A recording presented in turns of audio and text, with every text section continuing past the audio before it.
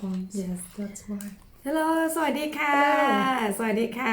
โอเคใครเข้ามาแล้วนะคะช่วยไลค์แอนด์แชร์ก่อนเลยเป็นอันดับแรกนะคะตอนนี้เดี๋ยวก็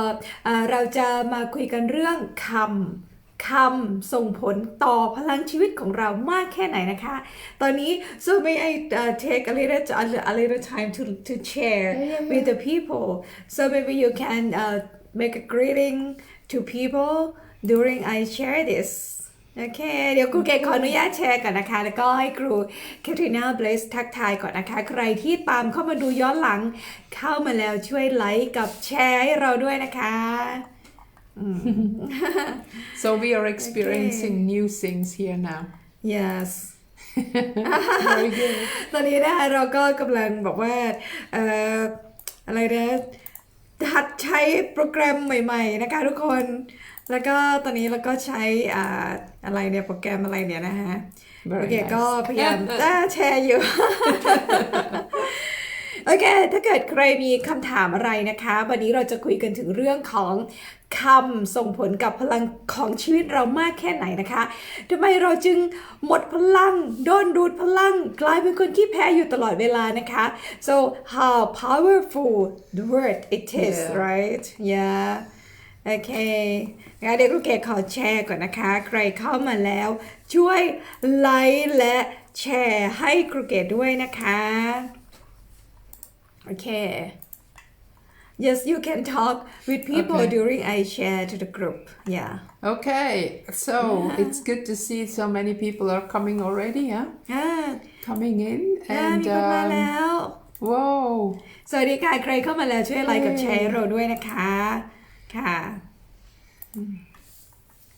So, but I have to say, because I studied the words like in German first and in English later, but you have to do your own homework when it comes to Thai. โอเคแล้วทุกคนคะวันนี้เราจะมาคุยให้ฟังนะคะเรื่องเกี่ยวกับว่าคำทรงพลังกับชีวิตของเรามากแค่ไหนนะคะแล้วก็ตอนนี้เนี่ยเนื่องจากครูเป็นคนเยอรมันเนาะครูก็จะยกตัวอย่างนะคะจะยกตัวอย่างในคำพูดภาษาอังกฤษนะคะหรือว่าในคำพูดภาษาเยอรมันนะคะหรือภาษาต่างชาติอะไรก็ตามนะคะซึ่งเดี๋ยวทุกคนจะต้องไปทำกันบ้านนะเราในฐานะที่เราเป็นคนไทยนะคะเราจะต้องไปทำการบ้านของเรานะแล้วเราก็ต้องไปตกผลึกด้วยตัวเราอีกทีนึงนะคะว่าในสิ่งที่พวกเราได้เรียนรู้ในวันนี้เนี่ยนะคะแล้วก็พอแบบว่าพอมันเป็นภาษาไทยอะทุกคนพอมันเป็นภาษาไทยนะพอเป็นภาษาไทยเนี่ยมันเป็นยังไงคำอะไรที่มีผลกับชีวิตของเรานะคะแล้วก็ตอนนี้ใครที่มีคำถามนะคะใครมีคำถามอยากจะถามครูเก๋กับครูแคทรีนาวันนี้นะคะคุณเตรียมคำถามไว้ได้เลยนะคะค่ะSo just to give you a little bit background, when I grew up in Switzerland, we talk Swiss. This is a part of a German dialect. But in Switzerland, we have 4 languages. We have German, Italian, French, and a Latin language called Romansh. So there are 4 languages. Wow! So now we have Omrui. She teaches German.You remember her that there's okay. ออมสวัสดีค่ะ ครูจำออมได้ด้วยนะคะก็คือว่าครูเนี่ยเป็นภาษาครูเนี่ยก็จะเชี่ยวชาญในภาษาเยอรมันด้วยใช่ไหมคะออมเดี๋ยววันนี้เราจะมาเรียนเรื่องเกี่ยวกับภาษาด้วยนะคะออมภาษาเนี่ยมันส่งผลกับชีวิตของเรามากแค่ไหนนะคะทุกคนแล้วก็แต่ว่าครูเนี่ยจริงๆแล้วพื้นฐานกับครูแคทรีนาเนี่ยเป็นชาวสวิตเซอร์แลนด์นะคะเป็นชาวสวิตเซอร์แลนด์แล้วก็ใช้4ภาษา so there's French ครูใช้ภาษาฝรั่งเศสอิตาเลียน Yes and Romansh Roman which is a Latin language Roman Latin โอเคนะคะก็คือว่าทั้งหมดเนี้ยเป็นภาษา so how many languages do you speak Oh I learned about 5 languages already and then come Thai but Thai I pass outโอเคครูแคทรีนาก็พูดได้5ภาษานะคะแล้วก็รวมภาษาแต่ว่าภาษาไทยเนี่ย Very difficult ภาษาไทยได้ยากมากเลยนะครูขนาดครูอยู่มาหลายปีแต่ว่าครูก็ไม่เชี่ยวชาญภาษาไทยเลยนะคะก็มีอะไรบ้างนะ so you speak French พูดภาษาฝรั่ง Yeah, เศ let's say, I was fluent in French, Italian, German, and I used to speak some Spanish. But I forgot because I have not more opportunity to talk the language. So it goes away, but I still can read it. โอเคนะคะก็ครูก็พูดได้มากมายหลายภาษา She said Guten Tag Guten Tag. Guten Tag. Okay, so I forgot to close the door. I have the door closed, so you can talk German during this time. เดี๋ยวไปปิดประตูแป๊บนึงนะทุกคนคุยกับครูใครหน้าเป็นภาษาเยอรมันไปก่อน See, the good thing is the way we grew up, the Swiss German dialects we have, they usually are mixed. We have French words inside, Italian words. For example, ciao.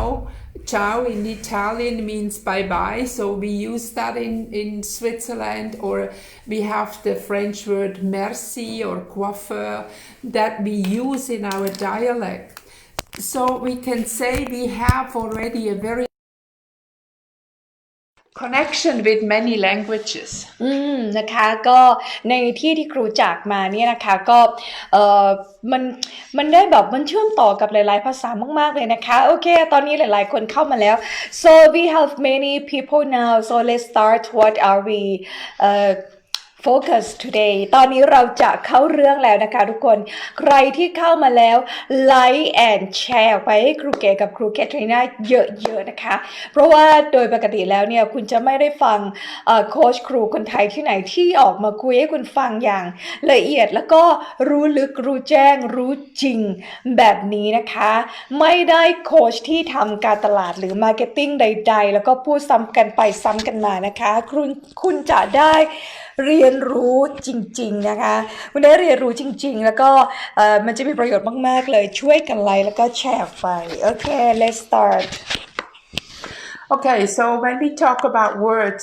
we have to start right with one word and this is person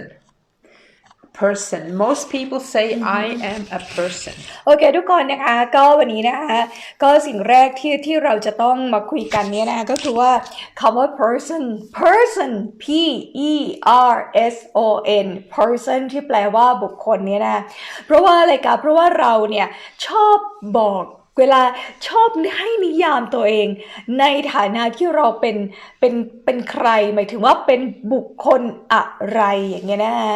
Yeah. So the word person is coming from the Latin root, and person actually means a costume or a mask. คำว่า person เนี่ยนะคะทุกคน P E R S O N เนี่ยนะมันมาจากภาษาละตินนะคะซึ่งความหมายจริงๆเนี่ยแปลว่าหน้ากากหรือว่าเครื่องแต่งกายหรือเสื้อผ้าหรืออะไรก็ตามที่เราสวมใส่เข้ามานะคะ And the word personare means speaking through, and that means speaking through the mask, speaking through the costume. แล้วก็มีอีกคำหนึ่งนะที่เรียกว่า personare Yes personare P E R S O N A R E Yes personare มันแปลว่าการพูดออกไปนะคะการพูดหรือการคุยออกไปผ่านหน้ากากทุกคนผ่านหน้ากากหรือว่าผ่านเครื่องแต่งกายเสื้อผ้านะคะยูนิฟอร์มอะไรก็ตามแต่ที่เราสวมใส่นะคะ So we are actually divine beings, souls that are inside. Actually, the soul is not inside, but that make this body come alive. แล้วแต่ว่าเราจริงๆแล้วเราเป็นใครทุกคนเราเป็นจิตวิญญาณใช่ไหมคะเราจริงๆแล้วตัวเราเนี่ยเป็นจิตวิญญาณนะจิตวิญญาณที่อยู่ข้างในทุกคนเราไม่ใช่หน้ากากเราไม่ใช่เสื้อผ้าที่เราสวมใส่นะเราคือจิตวิญญาณที่อยู่ข้างในนะคะจริงๆแล้วครูบอกว่าจริงๆแล้วจิตวิญญาณไม่ได้อยู่ข้างในหรอกอันนี้มันเป็นเรื่องคิดที่ลึกมากกว่าอีกนะคะจิตวิญญาณจริงแล้วไม่ได้อยู่ข้างในเดียวก่อนแต่ว่าเดี๋ยวเราค่อยมาคุยให้ฟังทีหลังนะคะเอาเป็นว่าเราจริงๆแล้วเราไม่ใช่หน้ากากที่เราใส่นะเราไม่ใช่เสื้อผ้าที่เราสวมใส่นะเราคือจิตวิญญาณที่อยู่ข้างในของตัวเรานะทุกคนเก็ทไหม So it's even wrong to say that the soul is inside of our body. The soul is bigger than we are. And people who can see aura, they can see that. They can see the energy field of the soul, which contains the physical body. โอเคนะคะครูบอกว่าจริงๆแล้วเนี่ยก็คือเราชอบพูดว่าจิตวิญญาณอยู่ข้างในเราใช่ไหมคะจิตวิญญาณที่อยู่ข้างในเราแต่ว่าจริงๆแล้วนะทุกคนจิตวิญญาณไม่ได้อยู่ข้างในเรานะตัวเราต่างหากร่างกายของเรานี้ต่างหากที่อยู่ภายในจิตวิญญาณนะเราก็จะเห็นว่ายังมีบางคนที่เขาเห็นออร่าได้ใช่ไหมคะออร่าเนี่ยคือจิตวิญญาณของเรานะทุกคนเพราะฉะนั้นจิตวิญญาณไม่ได้อยู่แค่ข้างในเรานะแต่ว่าร่างกายเราต่างหากที่อยู่ในโซลของเรา Now, what I said that several times in our videos about the illness. The moment you say I am, you create.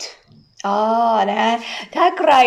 เดี๋ยวย้อนกลับไปดูนะที่ครูเก๋กับครูแคทริน่าได้พูดไปแล้วในคลิปของ The Healing Journey of Illness นะคะการเดินทางแห่งการบำบัดความเจ็บป่วยนะคะเมื่อไหร่ก็ตามที่เราพูดว่า I am เมื่อไหร่ก็ตามที่เราพูดว่า I am เมื่อไหร่ก็ตามที่เราพูดว่าฉันเป็นอันนั้นฉันเป็นอันนี้นะเราจะกลายเป็นสิ่งนั้นในทันที So when you say I am a person, that means you identify with the costume or with the mask. แล้วเพราะฉะนั้นทุกคนอันนี้ต้องระวังนะคะเมื่อเราแสดงตัวเองนะเมื่อเราบอกว่าเราเป็นบุคคลคนนั้นนะเราเป็นอะไรก็ตามที่เป็นบุคคลนะเราเป็นอะไรก็ตามที่เป็นตัวบุคคลนะเราจะใส่เสื้อผ้าหรือว่าใส่หน้ากากของบุคคลคนนั้นในทันที Now imagine that we all have incarnated here and this is the stage where we play our role. แต่ทุกคนอย่าลืมนะว่าเรามาเกิดบนโลกใบนี้เนี่ยนะเรามาเกิดบนโลกใบนี้นะคะก็เหมือนกับว่าเราเป็นนักแสดงคนหนึ่งนะเราเป็นนักแสดงคนหนึ่งที่จะต้องมาสวมบทบาทอะไรบางอย่างบนโลกใบนี้นะคะใครเข้ามาแล้วไลค์แอนด์แชร์ครูเกียรติด้วยนะคะ So the moment that an actor comes on the stage in a different costume, in a different century, in a different role, the player always know in the background that this is not who I am, but this is the role I play. โอเคทุกคนเพราะฉะนั้นนะก็เหมือนกับว่าพอเร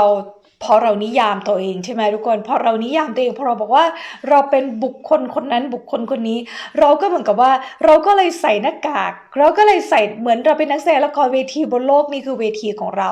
เราก็เลยใส่หน้ากากแล้วเราก็ต้องเล่นเป็นคนนั้นโดยทันทีเมื่อเราได้ถูกมอบหมายเป็นนักแสดงที่มีหน้าที่นั้นๆในตอนนั้นเนี่ยนะแต่ว่าจริงๆแล้วเนี่ยมันไม่ใช่จิตวิญญาณที่แท้จริงของเราไงตรงนี้เข้าใจไหมคะAnd this is very, very important to understand because we have incarnated and most people forgot that they are not this body, but they are a divine soul having a human experience. โอเคนะคะตรงนี้เนี่ยทุกคนตรงนี้สำคัญมากนะคะพอเราสวมใส่หน้ากากหรือว่าตรงนี้เนี่ยเราก็เลยลืมว่าจริงๆแล้วเนี่ยเราเนี่ยในฐานะที่เป็นจิตวิญญาณอันศักดิ์สิทธิ์ดวงหนึ่งนะคะที่มาสัมผัสกับประสบการณ์บนโลกมนุษย์ใบนี้พอเราต้องใส่หน้ากากที่จะเป็นบุคคลคนนั้นคนไหนก็ตามเนี่ยเราก็เลยลืมจิตวิญญาณที่แท้จริงของเราเลยว่าเอาตกลงเรามาเกิดบนโลกนี้เนี่ยเพื่ออะไรกันแน่ So we can only be slaves or be controlled if we identify with the mask and not with the being. นะทุกคนพอทุกคนเป็นตามหน้ากากที่เราต้องใส่แล้วนะเราก็เลยง่ายต่อการที่จะถูกคนอื่นจูงจมูกหรือควบคุมละเห็นไหมเราก็เลยง่ายละเพราะเรากลายเป็นบุคคลคนนั้นไปแล้วซึ่งสามารถถูกควบคุมโดยอะไรอีกก็ได้ใช่ไหมเราก็เลยไม่ได้เป็นอย่างที่เราเป็นไงเราไม่ได้เป็นอย่างที่เราเป็นเพราะเราดันไปเป็นตามหน้ากากที่เราใส่ So imagine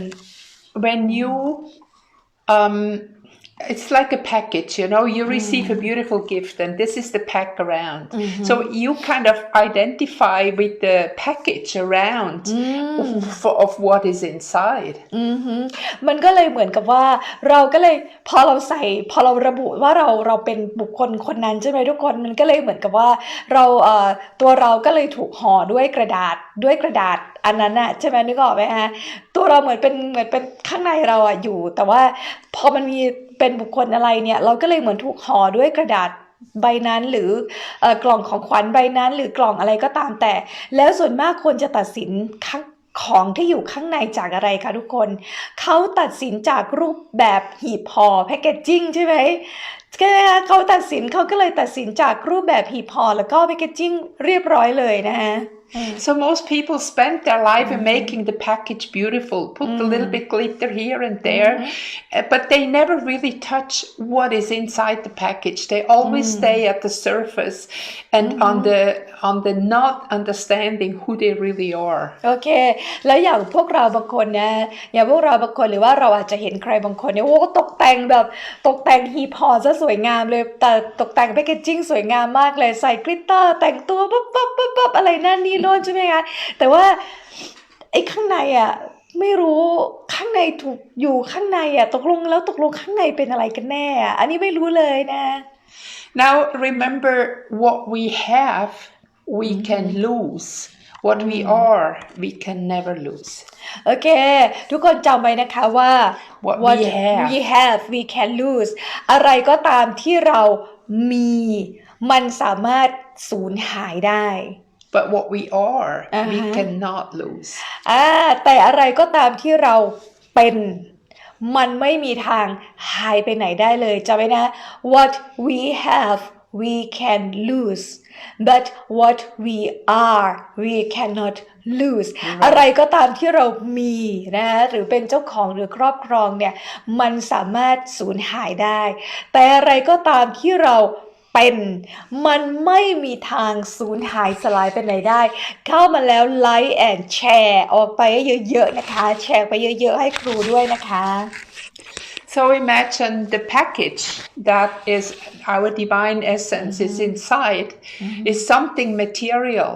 but our soul is something eternal โอเคนะคะทุกคนค่ะเพราะฉะนั้นหีบห่อหรือว่าสิ่งที่คนมองเห็นเราแต่ข้างนอกเนี่ยมันก็คือเป็นแต่ข้างนอกเนาะแต่ว่าจิตวิญญาณของเราเนี่ยมันอยู่ข้างในนะมันอยู่ข้างในนะคะ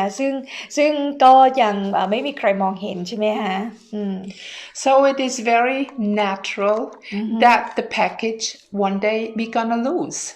ทุกคนนะเพราะฉะนั้นอะไรก็จะพอมันเป็นหีบห่อใช่ไหมทุกคนพอมันเป็นหีบห่อพอมันเป็นห่อไว้เนี่ยสักวันหนึ่งมันต้องหายไปไหมคะสักวันหนึ่งมันต้องหลุดออกไปไหมคะใช่สักวันหนึ่งมันต้องหลุดออกไปทุกคน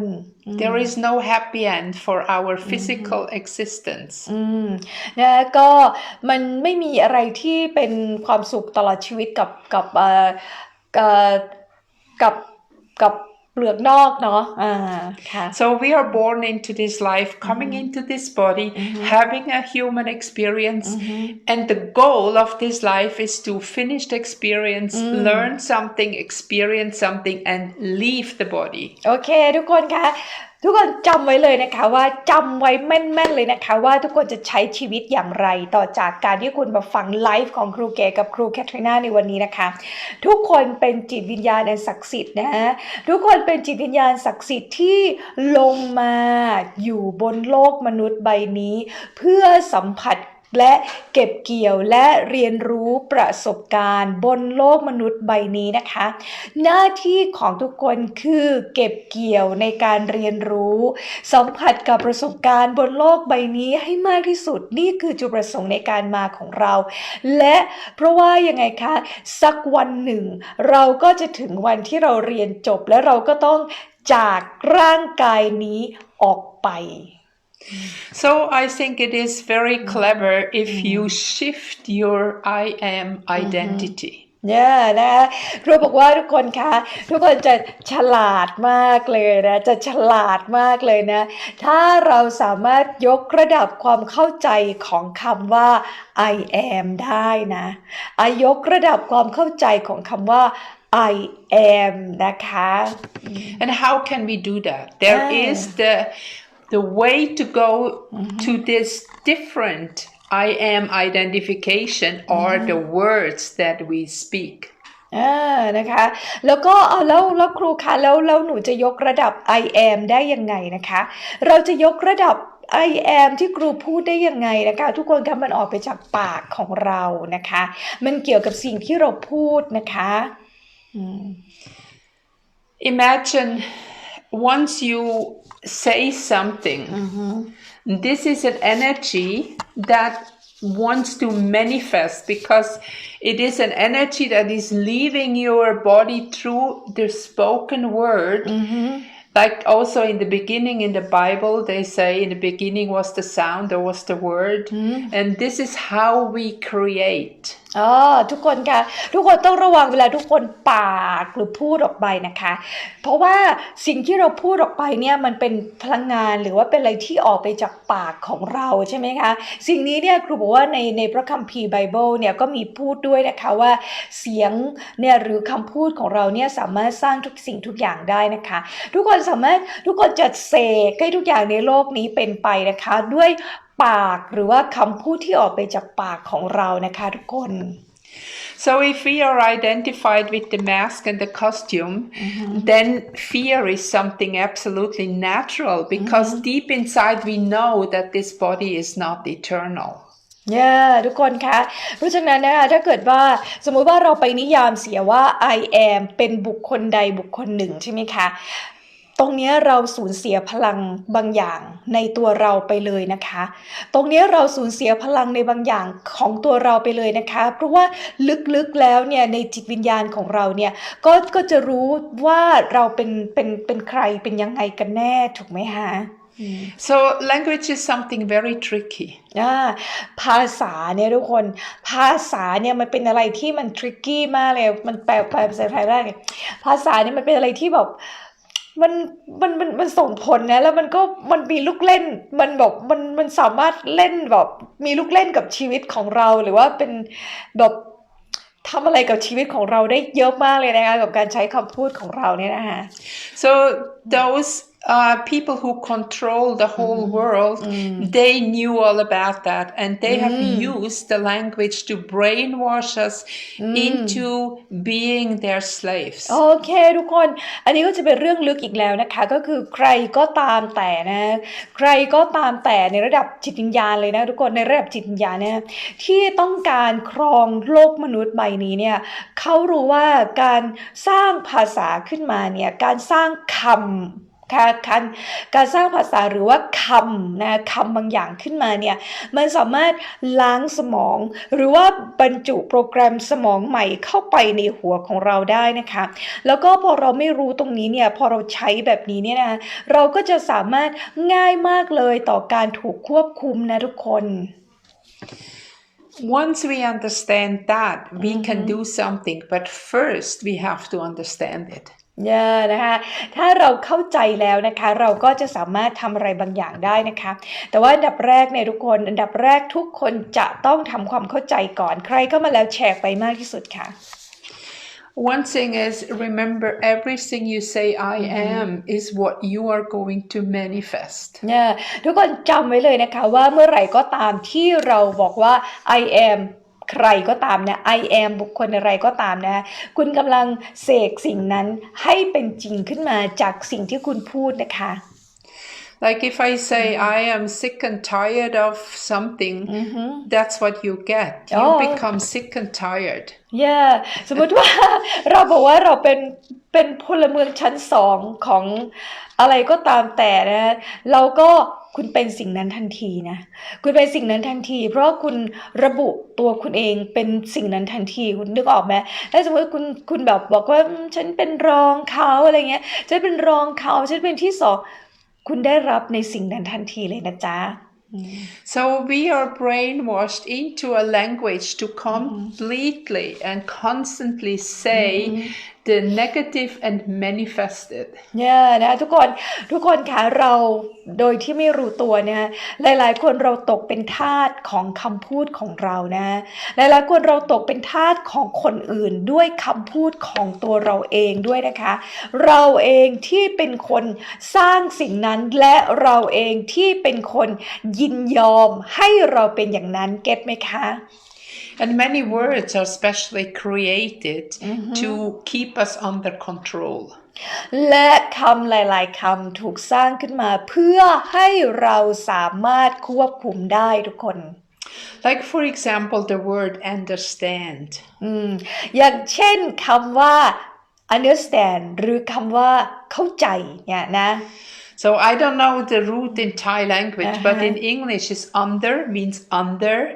stand, standing. So if, for example, you have like a policeman or another authority ask you, do you understand? They ask you, do you stand under me? ว้าวทุกคนอันนี้เป็นเรื่องที่น่าตกใจมากเลยนะว่า this is amazing ทุกคนนี่ได้เรียนภาษาอังกฤษในระดับจิตวิญญาณเลยนะ so this course this life is spiritual language spiritual English yes ทุกคนแชร์ไปได้มากที่สุดนะไลฟ์วันนี้เป็น spiritual English เลยนะคุณจะได้เรียนภาษาอังกฤษในระดับจิตวิญญาณเลยนะโอเคครูยกตัวอย่างคำพูดว่า understand ทุกคน understand ครูเก่งไหมทุกคน understand ครูเก่งไหมครูตอบมา yes หรือ no ทุกคน understand ไหมครูตอบมา yes หรือ no understand ไหมโอเคทุกคนครูบอกว่าคือจะรู้ศัพท์ภาษาไทยเนี่ยครูไม่รู้หรอกนะคะทุกคนตอบมาก่อนทุกคน understand ครูเก่งไหมunderstand ครูเก่งไหมตอบมาในไลฟ์ครูบอกว่า understand เนี่ยถ้ารากศัพท์ภาษาอังกฤษนะคะมันมาจากคำว่า under คืออยู่ใต้ใช่ไหมแล้วก็ stand understand จริงๆแล้วเนี่ยแปลว่า stand หรือว่ายืนอยู่ใต้นะทุกคน understand เนี่ยนะยกตัวอย่างเช่นนะสมมุติว่าเราไปที่ศาลหรือว่าเราเจอตำรวจหรือเราถูกศาลซักฟอกหรือตำรวจสอบถามเราอะไรก็ตามใช่ไหม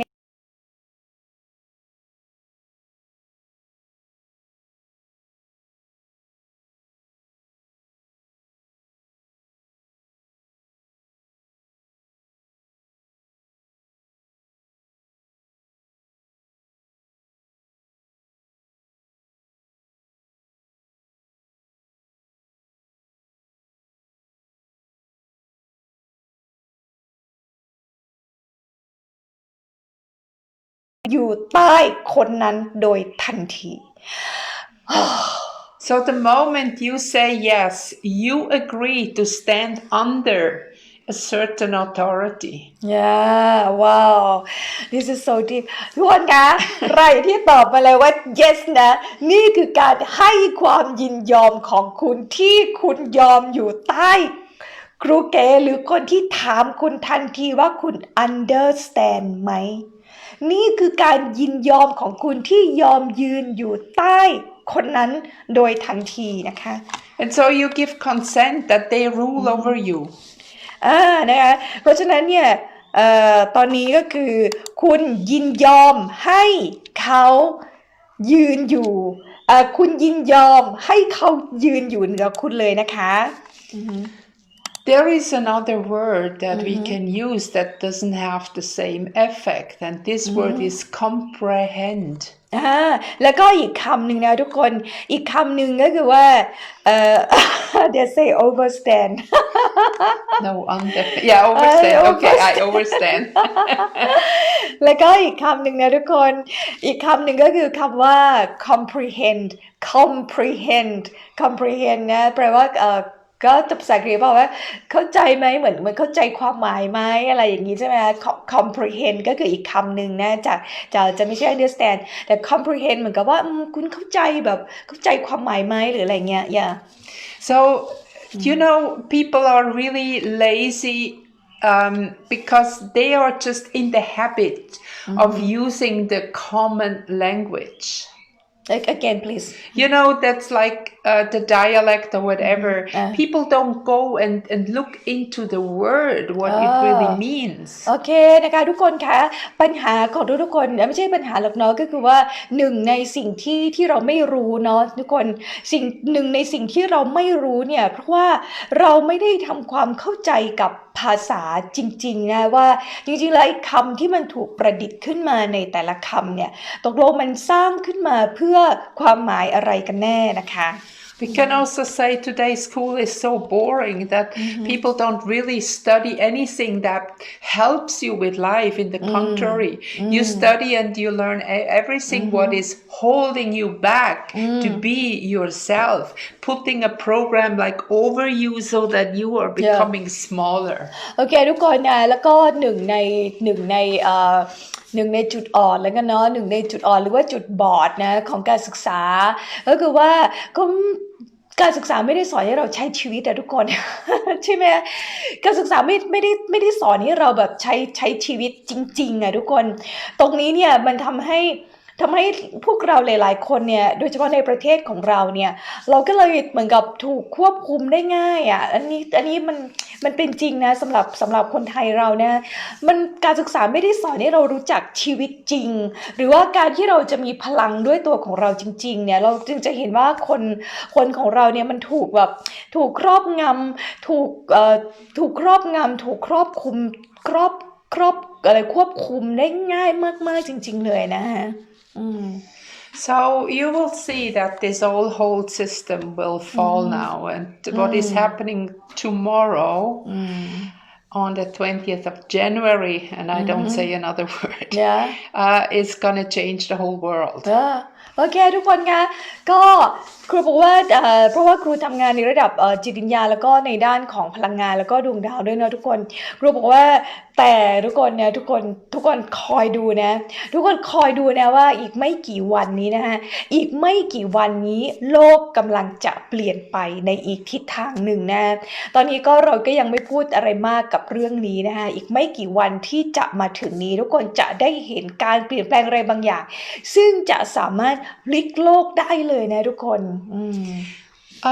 It will be a very difficult time the next couple months, especially for those people who are so stuck in their habits that they are not able to see the new sunrise coming up, the transition into that golden age. They hold on to the Kali Yuga, to misery, which is very sad. โอเคทุกคนคะภายในอีก 2-3 เดือนต่อจากนี้ไปนะทุกคนแชร์ไปให้ครูเก๋เยอะๆนะคะภายในอีก 2-3 เดือนต่อจากนี้ไปจะเป็นช่วงเวลาที่ยากแล้วก็ลำบากสุดๆเลยสำหรับใครหลายๆคนที่คุณไม่ได้เตรียมตัวสำหรับการเปลี่ยนแปลงของโลกใหม่เข้าสู่ยุคทองหรือ Golden Age คุณถ้าโดยเฉพาะสำหรับคนที่ยังเคยชินกับพลังงานเก่าๆในยุคมืดหรือกลียุคที่ผ่านมาในอีก 2-3 เดือนต่อจากนี้ไปนะที่จะเกิดการเปลี่ยนแปลงครั้งยิ่งใหญ่กับโลกนี้ถ้าคุณไม่ยอมปรับตัวเองและยังติดกับพลังงานเก่าคุณลำบากแน่นอนเลยนะ Most people's mind function because they always compare everything with the past. So if you have a thought or something comes towards you, your mind goes blah, blah, blah, blah, blah, like a computer and compare all the past things and they project it in the future. ทุกคนคะแล้วก็ถ้าใครยังไม่ลืมเรื่องอดีตด้วยนะถ้าใครยังไม่ลืมเรื่องเก่าๆวิถีชีวิตเก่าๆอย่าลืมว่าความคิดของเราเนี่ยมันทำงานโดยอัตโนมัตินะมันทำงานโดยอัตโนมัติถ้าเกิดว่าคุณไม่ยอมเปลี่ยนแปลงเนี่ยแล้วก็ในขณะที่โลกเปลี่ยนแปลงไปแต่ว่าคุณยังยึดติดกับสิ่งเดิมนะคุณจะลำบากแน่นอนเพราะว่าคุณจะผลิตความคิดเหล่านี้เนี่ยขึ้นมาโดยอัตโนมัติโดยตัวคุณเองนะคะ We have to see that this is nothing more than the persona is a program. It's like a mask, a program, but has nothing to do with who you really are. ทุกคนคะ ในเรื่องนี้นะคะสำหรับคนที่ไม่ยอมเปลี่ยนตัวเองก็กลับมาที่คำว่า persona อีกเหมือนเดิมใช่ไหมคะก็คือการใส่หน้ากากเพราะว่าเราเคยชินกับหน้ากากที่เราใส่เราเคยชินกับหน้ากากที่เราใส่เคยชินกับเครื่องแต่งกายภายนอกที่เราเอามาสวมจนทำให้เราไม่รู้แล้วว่าจริงๆแล้วเนี่ยข้างในเราเนี่ยคืออะไรเป็นใครกันแน่นะคะ A couple days ago, I had a long call with somebody I'm very close to, and he did nothing else after I told him about that energy that is coming, the changing of the financial system, school systems, so on. He did about 15 minutes to prove me wrong why this cannot be, and that was all coming like from the past, experiences from the past projected in the future, telling me why things cannot change to the better. Yeah นะครูก็ไม่กี่วันมานี้ครูก็ได้คุยกับคนหนึ่งนะทางโทรศัพท์นะเพื่อนครูจากแดนไกลนะประมาณ10แล้วก็คือว่าพอครูเล่าให้ฟังว่าเนี่ยเดี๋ยวทุกอย่างมันจะเปลี่ยนแปลงไปแล้วนะในโลกใหม่นี้นะเขาก็ไม่เชื่อเนี่ยเพราะว่าเขาก็บอกมันเป็นไปไม่ได้หรอกเพราะว่ามันอย่างนี้เพราะอะไรคะเพราะว่านำอดีตที่ผ่านมาไปตัดสินอนาคตนะฮะนำอดีตที่ผ่านมาไปตัดสินอนาคตก็คือติดอยู่ในกรอบที่ถูกโปรแกรมมาหรือถูกล้างสมองมาหรืออะไรก็ตามแต่นะฮะแล้วก็เลยติดอยู่กับอดีตต้องนำอนาคตอดีตเป็นยังไงอนาคตจะต้องเป็นอย่างนั้นซึ่งตรงนี้เนี่ยเราอย่าลืมว่าอดีตนะเราอาจจะถูกควบคุมหรือถูกโปรแกรมหรือถูกล้างสมองมาเยอะนะแต่ว่าตอนนี้เนี่ยพอโลกกำลังเปลี่ยนไปเราไม่สามารถนำอดีตมาตัดสินอนาคตที่กำลังจะก้าวเดินไปได้นะทุกคน So most people are still there, that they are so stuck in their habits and in their program that they cannot see the light. นะคะใครกำลังเป็นอย่างนี้อยู่บ้างครูบอกว่าหลายๆคนเนี่ยก็ไปสตั๊กไปติดอยู่กับอดีตที่ถูกล้างสมองหรือโปรแกรมมานะฮะจนกระทั่งโลกเปลี่ยนไปแล้วคุณก็ยังมองไม่เห็นคุณมองไม่เห็นแสงสว่างที่กำลังส่องเพราะคุณไปติดกับอยู่ในอดีตที่ผ่านมา Okay, so we have one question here. Would you please to advising how to clear trauma? What we've been blocked?positive speech that we try to input in mind จากคุณศิรายุทธยังอยู่ไหมคะคุณศิรายุทธยังอยู่ไหมคะที่บอกว่าคุณศิรายุทธถามมาว่าช่วยแนะนำว่าเราจะเคลียร์ trauma หรือว่าความเจ็บปวดฝังลึกใช่ไหมที่เราถูกบล็อกไว้เราก็เลยไม่สามารถพูดคำบวกออกมาจากจิตใจของเราหรืออะไรจากที่เราพยายามฝังคำพูดบวกได้ทำไมเราเป็นไม่ได้นะโอเค I can just say this is probably why I have to come out of my retirement and work together with Kay. She kind of pushed me to work again because this is our job now to help people to move beyond that. So watch our videos, follow us on Telegram and other channels. Come on that journey with us. I will do my best to help you to get over this horrible trauma. ทุกคนคะคำถามของคุณศิรายุทธที่บอกว่าเราจะทำยังไงดีกับอดีตอันเจ็บปวดทั้งหลายแหล่นะคะที่มันก็เลยหยุดแบบเป็นอุปสรรคสกัดกั้นเราไม่ให้เราสามารถบวกได้จริงอย่างที่เราคิดนะครูบอกว่านะคะครูบอกว่าเราคงไม่สามารถให้คำตอบได้ในไลฟ์เดียวสั้นๆนะคะคุณศิรายุทธนะคะแต่ว่านี่เป็นเหตุผลที่จริงๆแล้วเนี่ยครูแคทรีนาเนี่ยหยุดสอนมาประมาณ 6-7 ปีหลายปีแล้วนะคะทุกคนครูอยู่เงียบๆของครูนะครูอยู่เงียบๆของครูแล้วครูเก๋เนี่ยไปดึงครูมาไปบังคับเคี่ยวเข็นขู่เข็นครูแคทรีนาว่าไม่ได้อยู่ต้องกลับมาสอนเพราะเราต้องช่วยคนในตอนนี้เพราะว่าคนถูกบล็อกแล้วก็คนถูกโปรแกรมคนถูกล้างสมองมากมายครูเกทนไม่ไหวแล้วครูเกก็เลยไปลากครูแคทรีนาออกมาแล้วก็ครูก็โอเคเพราะว่าครูเกบอกครูว่ากรุณาเถอะเราจะต้องทำงานแล้วนะ you have to work แล้วนะ you have to work ครูจะต้องกลับออกมาทำงานเพื่อช่วยคนนะเพราะว่าคนถูกบล็อกถูกโปรแกรมถูกล้างสมองมากมายนะคะคุณจิรยุทธเราพูดเกี่ยวกับเรื่องเหล่านี้ไว้เยอะแยะมากมายนะคะในแต่ละคลิปนะในแต่ละคลิปแล้วก็ในแต่ละบทความนะคะที่ครูเกศสอนนะคะเราอยากจะแนะนำให้ทุกคนเนี่ยเข้าไปอยู่ในกลุ่มนะถ้าในไลน์เนี่ยครูเกศจะมีกลุ่มใน Open Chat นะคะเป็น School of Laughter นะคะแล้วก็จะมีกลุ่มที่อยู่ใน Telegram นะคะกลุ่ม Telegram ซึ่งครูแคทรีนาจะแล้วก็มีวีนะมีวีเป็นอีกแอปพลิเคชันหนึ่งนะคะจะไม่ใช่ Facebook นะคะซึ่งครูจะสะดวกต่อการเติมข้อมูลต่างๆให้นะคะคุณศิรยุทธเดี๋ยวจบไลฟ์นี้เนี่ยนะคะเดี๋ยวครูเกศจะมาเขียนว่าในหัวข้อไลฟ์นะคะเดี๋ยวสักพอจบไลฟ์คุณศิรยุทธกลับมาดูอีกทีนึงนะคะกับทุกๆคนเลยนะคะกลับมาดูอีกทีว่าแต่จะเข้ากลุ่มแต่ละกลุ่มของครูเกศกับครูแคทรีนาได้ยังไงแล้วคุณจะได้รับข้อมูลอย่างต่อเนื่องนะคะที่จะช่วยในการที่ตอบคำถามที่คุณถามมานะว่าเราจะหลุดจากการถูกบล็อกการถูกโปรแกรมการถูกล้างสมองต่างๆได้อย่างไรนะคะ So certain platforms will fall, and this one is definitely one of them. As my inside information that I have in the moment, that platform that we are on right now will probably not exist anymore unless somebody buys it out. So we'll see. นะคะก็ทุกคนค่ะตอนนี้เนี่ยเพราะว่าสิ่งที่เราออกมาพูดนะคะมันจะต่างกับโค้ชครูทั่วไปที่คุณเคยได้ยินได้ฟังเขานะพูดตรงๆเลยว่าคนเหล่านั้นเนี่ยพยายามที่จะควบคุมเพื่อเอาเงินคุณหรืออะไรก็ตามแต่ใช่ไหมคุณก็ถูกล้างสมองคุณถูกโปรแกรมอยู่ตลอดเวลาเลยนะคะแล้วก็เดี๋ยวเราสองคนเนี่ยจะมีหลายๆแพลตฟอร์มนะคะซึ่งบางแพลตฟอร์มเนี่ยเราก็อาจจะถูกลบก็ได้นะเราจะถูกลบนะแล้วก็แต่ว่าเราก็พยายามสร้างไว้แล้วก็ขอให้ทุกคนติดตามเราในแต่ละแพลตฟอร์มที่เราบอกคุณไปนะคะ So let me just give you one sample. Within 72 hours, 25 million people moved from WhatsApp into Telegram. ก็ทุกคนคะเมื่อไม่กี่วันก่อนนะคะภายใน72ชั่วโมงนะภายใน72ชั่วโมงมีคน25ล้านคนมีคน25ล้านคนเข้าใช้ Telegram นะเพราะว่าอะไรคะเพราะว่าWhatsApp ถูก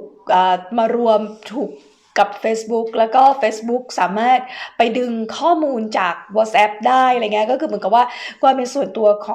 องหลายๆคนเนี่ยนะก็จะเริ่มหายไปเรื่อยๆเลยนะทุกคนต้องตระหนักนะคะว่าความเป็นส่วนตัวของทุกคนจะเริ่มหายไปเรื่อยๆนะถ้าเกิดครูเกศแนะนำนะพยายามอะไรก็ตามที่เป็นส่วนตัวของคุณที่คุณเก็บไว้ตามแพลตฟอร์มโซเชียลมีเดียต่างๆนี่คุณพยายามเก็บไว้นะฮะเพราะว่า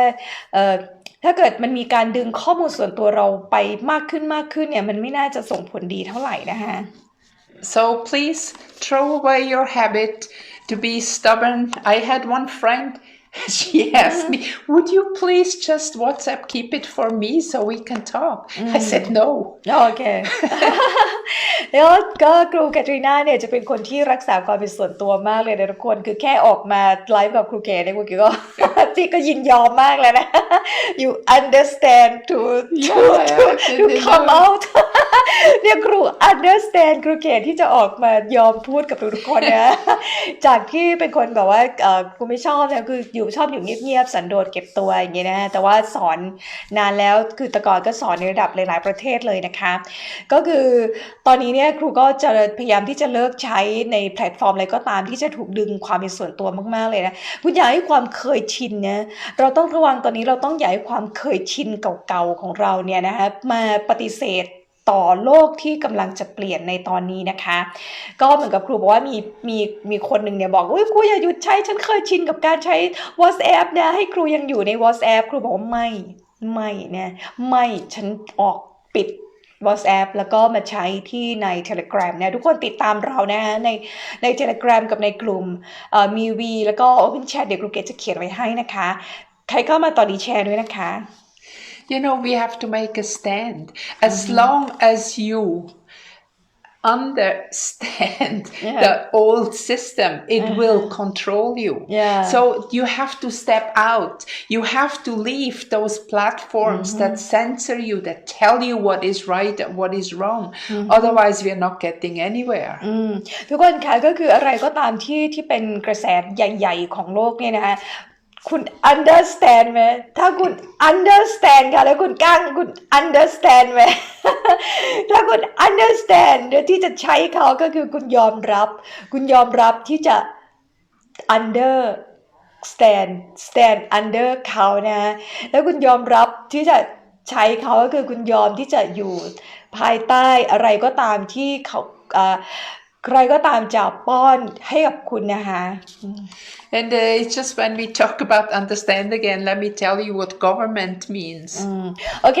นะเมื่อกี้เราเรียนคำว่า understand ใช่ไหมคะตอนนี้เราจะมาเรียนคำว่า government ที่แปลว่ารัฐบาลเนี่ย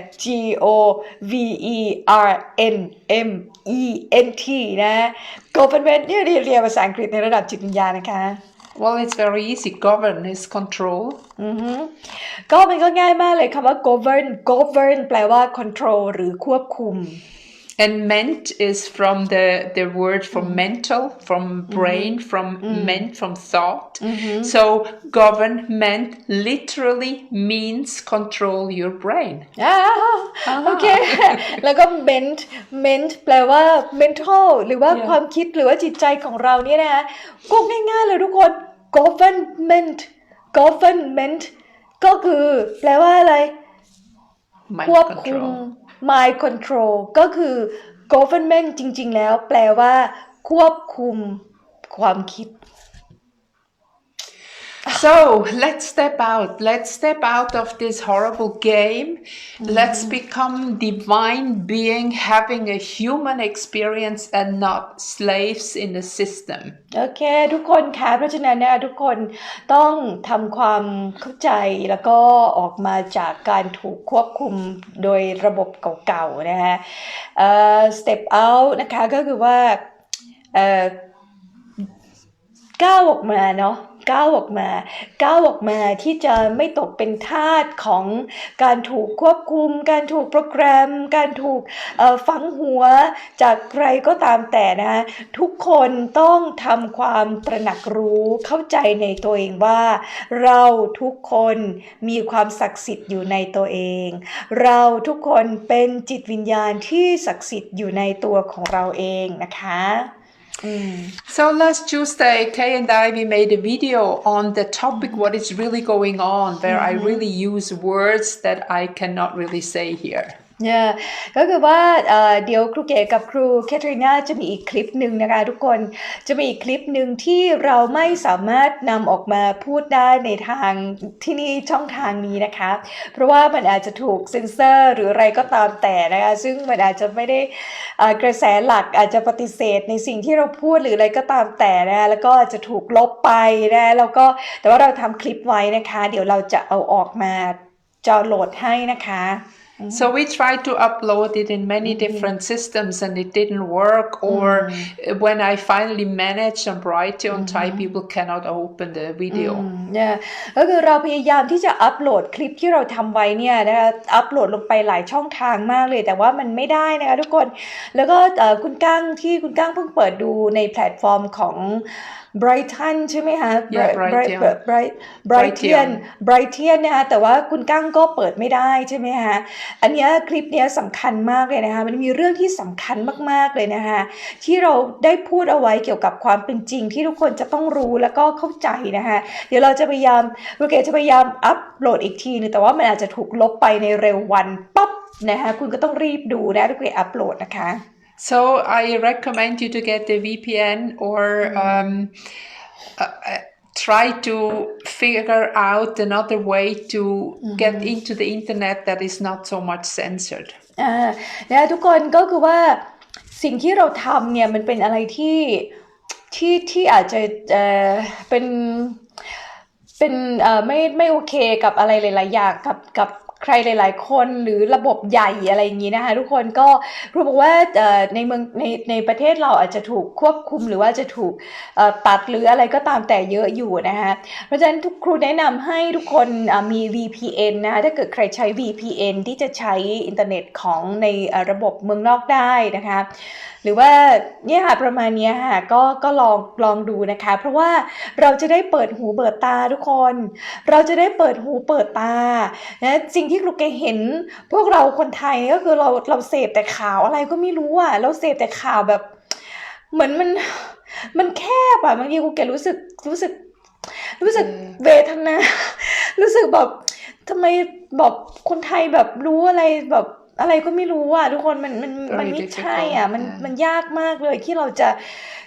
จะออกมาให้คนแบบตื่นรู้จริงๆอ่ะที่ไม่ใช่ตื่นรู้แบบอะไรอ่ะแบบตื่นรู้แบบที่โค้ชต่างๆมาขายคอร์สให้คุณเนี่ยมันไม่ใช่นะ So we have decided that we're gonna put that video clip now on YouTube today or tomorrow. And please go very fast when you have the information to watch it because I think it will be deleted. We are not very suspicious usually on YouTube yet, but I say things that are usually censored. So we're gonna put that out there. And then you can go in as soon as possible to watch it because it might be removed. เนี่ยก็คือว่าเดี๋ยวเราจะคลิปที่ครูเกศกับครูแคทรีนาพูดถึงนะคะเดี๋ยวครูเกศจะอัพลง YouTube นะคะของครูเกศเองนะคะแล้วก็เราแนะนำให้คุณรีบเข้าไปดูนะรีบเข้าไปดูก่อนที่จะถูกเซ็นเซอร์หรือว่าจะถูกตัดทิ้งไปนะเพราะว่าบางอย่างที่เราพูดเนี่ยมันอาจจะไม่ได้เหมาะกับในสังคมไทยนะคะก็ถ้าเกิดครูเกศอัพเดี๋ยวครูเกศจะส่งครูเกศแนะนำให้คุณเข้ากลุ่ม Line Open Chat ของครูเกศหรือว่าในกลุ่ม Telegram ของครูแคทรีนานะคะแล้วก็ครูเกศจะส่งข้อมูลในตรงนั้นเนี่ยได้สะดวกกว่าถ้าเกิดคุณไม่ได้ติดตามเพจเนาะเพราะว่าเพจหรือว่าคุณคลิกไลค์คลิกติดตามเพจไว้นะคุณจะไม่ตกข่าวนะเราจะได้เปิดหูเปิดตาอะไรที่มากกว่าแบบคนที่มาขายคอร์สให้เราแล้วก็รู้อยู่แค่นั้นน่ะตื่นรู้อะไรก็ไม่รู้ว่ามันไม่โอเคเลยคุณน่าสงสารมากเลยคนไทยอ่ะแล้วก็อยู่กันแค่นี้แล้วก็รู้อยู่แค่นี้แล้วก็ตามกันอยู่แค่นี้นะฮะโอเค so one question why do you keep yourself silent in the past คุณก้างถามว่าเก็บตัวทำไมครูแคทรีนา You know, there is a season for everything. Sometimes you have to go out, something you have to step back. Sometimes it's summer, sometimes it's winter. I had now a 7-year period to step back, and when I look back, it was very good for me. ทุกคนคะทุกคนต้องเข้าใจนะว่าทุกอย่างมีวาระของมันนะคะทุกอย่างมีวาระของมันมีวาระที่จะเผยตัวออกมามีวาระที่จะเก็บซ่อนตัวมีฤดูร้อนก็ต้องมีฤดูหนาวใช่ไหมคะตลอด7ปีที่ผ่านมานะทุกคนก่อนหน้านี้7ปีก่อนที่ทุกคนจะได้มารู้จักครูแคทรีนาผ่านครูเก๋ในปีที่ผ่านมาเนี่ยนะคะมันเป็นช่วงเวลา7ปีที่ครูมีความประสงค์อยากจะเก็บตัวเองแล้วก็แต่ว่ามันเป็นช่วงเวลาที่ดีมากๆเลยสำหรับครูนะคะครูได้เรียนรู้อะไรหลายๆอย่างในตัวเองระหว่าง7ปีที่ผ่านมานั้นนะคะ It was not the time I was completely quiet. I still had private sessions and things like that going on. But sometimes it's just the preparation for what is coming afterwards. It's like it was a kind of school for me to learn to be alone, to be all one, and deepen my understanding of everything what I've done before. นะคะก็คือว่าจริงๆแล้วตลอด7ปีที่ผ่านมาก่อนที่ทุกคนจะได้รู้จักกับครูแคทรีนาในปีที่แล้วเนี่ยนะคะก็คือว่าครูก็ไม่ได้บอกว่าโอ้ฉันเก็บตัวเงียบอยู่คนเดียวในถ้ำอะไรอย่างงี้ก็ไม่ใช่นะคะครูมี private session นะคะใครที่ต้องการ private ออนไลน์กับครูก็มีนะคะทุกคนติดต่อมาได้ซักถามมาได้นะคะครูไม่ใช่ว่าเก็บตัวซะ ทีเดียวนะคะครูก็ยังมี private session นะคะแล้วก็ในระหว่าง7 ปีที่ผ่านมาของครูเนี่ยมันเหมือนกับว่าครูไปเข้าโรงเรียนอะไรสักอย่างนะเป็นโรงเรียนของครูที่ครูได้เรียนรู้อะไรมากมายเลยนะคะในช่วง7 ปีที่ผ่านมามันเหมือนกับว่าเป็นการเตรียมการสำหรับอะไรบางอย่างที่กำลังจะเข้ามาต่างหากนะคะก็คือว่าใช่ไหมคะก็คือเหมือนกับ7 ปีก่อนเนี่ยเป็นการเตรียมการสำหรับการออกมาอีกครั้งหนึ่งกับครูเก๋เนี่ยนะคะ There is another reason for that. You know, there are many so-called spiritual or new age centers that I was going and I was teaching my workshop, my readings, and I went home again. ก็เหมือนกับว่าก็ก่อนหน้านี้ครูก็ทำอะไรบ้างครูจะมีspiritual workshop นะก็จะมี workshop ในด้านความรู้ด้านจิตวิญญาณต่างๆแล้วก็จะมีอาการอ่านการ์ดหรืออะไรหลายๆอย่างเลยนะคะที่ครูทำนะที่ครูทำนะในความรู้ในตัวของครูนะคะแล้วก็7 ปีที่ผ่านมาก็เหมือนกับว่ากลับไปศึกษาในเรื่องเหล่านั้นให้ลึกลงไปอีกกับทุกคน So I was traveling a lot and it was not an easy life, and in addition I was very often not agreeing with that spiritual circus, which for me that whole new age is just another religion to make you addicted to other stuff. โอเคทุกคนค่ะแล้วก็คำว่า new age นะทุกคนตรงนี้ก็ I agree with you I don't like that one really ครูเกบอกตรงว่าคำว่า new age อะทุกคน new age ที่หลายๆคนแบบโอ้กำลังเห่อคำว่า new age นะคะเป็นยุค new age หรือว่าเป็นความรู้ด้าน new age หรืออะไรก็ตามแต่นะคะแต่ว่าสำหรับครูแคทรีนาเนี่ยครูไม่ได้รู้สึกว่ามันเป็น new age หรือเป็นจิตวิญญาณของแท้ทุกคนมันเหมือนกับเป็นอีกศาสนาหนึ่งหรือเป็นความเชื่อหรือเป็นระบบอีกอย่างหนึ่งที่เข้ามาโปรแกรมหรือว่ามาควบคุมหรือว่ามาล้างสมองของเราเหมือนกันนะในคนที่พูดว่าเขาเป็น New Age หรืออะไรก็ตามแต่ซึ่งครูเก๋ก็รู้สึกอย่างนั้นนะและใครมาบอกว่าความรู้ของครูเก๋เหมือน New Age no ครูเก๋ก็ปฏิเสธนะครูไม่ได้มองไม่ได้เห็นความอะไรมันเพียวหรือบริสุทธิ์หรือความรู้ที่แท้จริงในคำว่า New Age ตรงนั้นเนี่ยทุกคน So I said very often things that the shop owner didn't like, and so I kind of had less and less people because the shop owner was only really interested in making money. Even if they talk about love and light and whatever, they had to survive. Yeah. โดยเฉพาะคนที่เขาบอกว่าเขาเป็น New Age แต่ว่าเขาจะขายอะไรด้วยใช่ไหมเป็นเจ้าของกิจการหรืออะไรก็ตามแต่ที่เป็น New Age ก็ถึงแม้เขาจะพูดคำว่า love and light เหมือนเรานะถึงแม้เขาจะพูดว่าความรักแล้วก็แสงสว่างเหมือนเราแต่มันไม่ใช่เพียวอ่ะทุกคนน่าจะรู้สึกได้นะที่เราต้องพูดlove or light ใช่ไหมคะความรักแสงสว่างแต่ว่าในขณะเดียวกันก็มีสินค้ามากมายที่เขาจะจำหน่ายให้กับคุณก็แน่นอนแล้วว่าเขาต้องการขายคุณเนี่ยตายละไลฟ์นี้จบลบเลยไหมโอเค So I got in trouble and I did not want to go back to these places, so I did not agree to go back. And well, it came very automatic with the resort that we built and everything, that everything kind of just blew up in my face and I had to step back. เนี่ยนะก็คือว่าก่อนหน้านี้ครูก็มีก็คือที่ครูพูดถึงเนี่ยนะก็เจาะจงเลยละกันเนาะเราจะไม่พูดรวมๆกับคนอื่นก็คือสิ่งที่ครูเคยทำมาเนี่ยนะก็คือว่ากับเจ้าของตรงนี้เนี่ยที่บอกว่าเป็น New Age เหมือนกันเนี่ยนะคะแล้วก็ครูก็ร่วมงานกับเขามาก่อนนะฮะแต่ว่ามันด้วยหลายๆอย่างมันก็ไม่ใช่อย่างเงี้ยนะฮะครูก็ต้องออกมาจากตรงนั้นนะคะในช่วงก่อนที่ครูจะเก็บตัว7 ปีนะคะครูคุณกั้งค่ะ And I'm a very stubborn person. I'm not very good at compromises. If I feel something is not right, I simply cannot do it.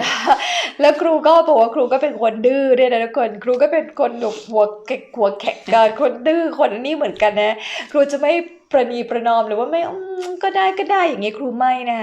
คือถ้าเกิดครูรู้สึกว่าอะไรที่ไม่ก็คือไม่ ไม่ก็คือไม่นะฮะก็ก้าวออกมาจากการที่ทำเวิร์กช็อปหรือทำรีทรีตในช่วงนั้นเนี่ยเมื่อ7 ปีก่อนเนี่ยไม่ใช่ก็คือไม่ใช่ซึ่งครูเก๋ก็เป็นคนแบบนั้นนะทุกคนไม่ใช่ก็คือไม่ใช่นะ So I was known as a very tough teacher. นะก็ครูทั้งสองคนเลยแหละเป็น tough teacher มากเราเป็นคนที่เป็นครูที่ค่อนข้างเข้มงวด Because I don't give them any bullshit. เพราะว่าเราไม่ให้บูชิดกับใครไงเราไม่ให้บอกความแบบบูชิดบอกเขาบอกคือเราตรงอ่ะ คือเราตรงใช่ก็คือใช่ไม่ใช่ก็คือไม่ใช่เราจะไม่ให้บูชิดหรือว่าชีวิตที่เลวไหลไร้สาระกับใครนะทุกคนโอเคมีคำถามเพิ่มเติมไหมคะ one hour is one hour 1 ชั่วโมงแล้วนะทุกคน1 ชั่วโมงแล้วนะคะทุกคนมีคำถามไหมคะถามมาเลยนะคะเดี๋ยวเราจะตอบให้นะคะก็คือว่าเดี๋ยวครูเกศจะใส่กรุ๊ปนะที่คุณจะเข้าไปตามกลุ่มนะกลุ่มของครูเกศแล้วก็กลุ่มของครูแคทรีน่านะคะแล้วคุณก็เข้าไปในกลุ่มนะคะแล้วก็คุณก็จะได้ติดตามข่าวจากเมืองนอกแบบเปิดหูเปิดตาบ้างนะคะแล้วก็เดี๋ยวเราจะลงคลิปนะคะลงคลิปที่ถูกที่ถูกเซ็นเซอร์จากหลายๆที่เขาไม่ชอบให้เราพูดในเรื่องแบบนี้ที่บอกแล้วก็ลงใน YouTube นะแต่ว่าคุณจะต้องรีบไปดูก่อนที่จะถูกลบนะโอเคไหมคะโอเค so 1 hour so that's enough นะคะ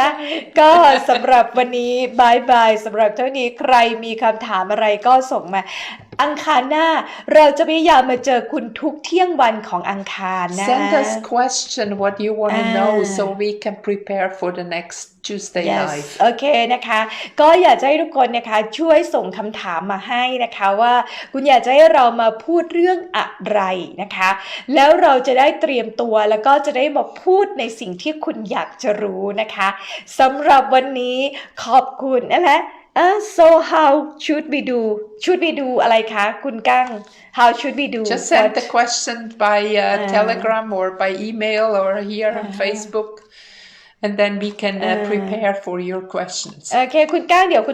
เอาไว้อีกคำถามนึงแล้วกันเนาะเดี๋ยวคุณก้างส่งคำถามให้ครูเก๋นะคะในกลุ่มก็ได้นะคะแล้วก็เดี๋ยวเราจะมาเตรียมไว้เป็น Q&A นะคะเราจะมาตอบคำถามให้สำหรับในแต่ละไลฟ์ที่เราจะมาเจอทุกคนนะคะสำหรับวันนี้สวัสดีค่ะ1 ชั่วโมงพอดีค่ะสวัสดีค่ะ